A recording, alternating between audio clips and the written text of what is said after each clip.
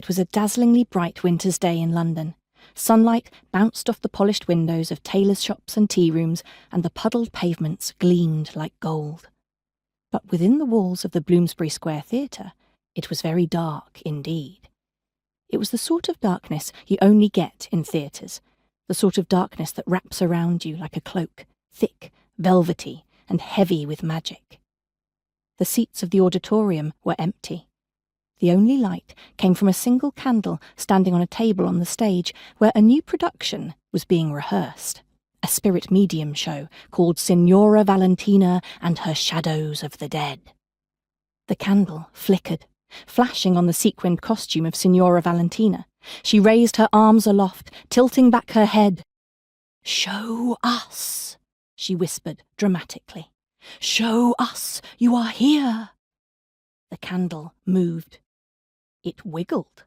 Then it rose up into the air and hovered just above Signora Valentina's head. She circled a hand around the candle to show there were no strings or wires. "This candle is being lifted by a ghost who haunts this theatre, the esteemed actor Sir Reginald Kemp, who accidentally impaled himself on his own sword and died on this very stage over 50 years ago." The candle moved again, further from Signora Valentina, out towards the edge of the stage and the empty auditorium.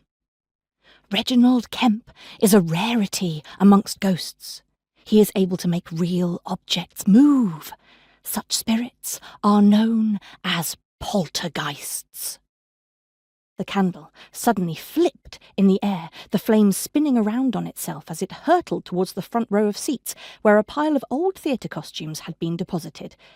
A blonde wig promptly burst into flames, and Signora Valentina shrieked with fright. "House lights! Bring up the house lights!" she screamed. "Fire! Fire!"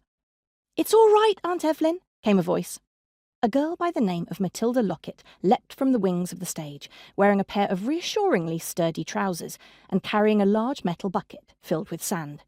Matilda dumped the sand on top of the costumes, extinguishing the flames instantly. But the shrieking of "Fire! Fire!" still echoed around the auditorium. Never one to miss a cue to burst into song, Aunt Evelyn's pet parakeet Colin had launched into a whole-hearted rendition of London's Burning. "Colin, please be quiet," Aunt Evelyn cried, a bejewelled hand pressed to her heart. "Fire, fire! Ah! Pour on water!" The elderly parakeet swooped down from the lighting rig and landed on her shoulder. "Fetch the engines," he trilled. "No need," Aunt Evelyn replied. "Matilda has saved the day." The house lights had come up now, and she was squinting into the brightness. "Quick work with that bucket, darling. Is the ghost of Reginald Kemp still with us? Can you please ask him what on earth he was thinking, flinging that candle into the audience?" It was a cruel twist of fate that the world-famous psychic medium Signora Valentina was not, in fact, able to communicate with ghosts at all, while her niece Matilda Lockett was plagued by the dratted things.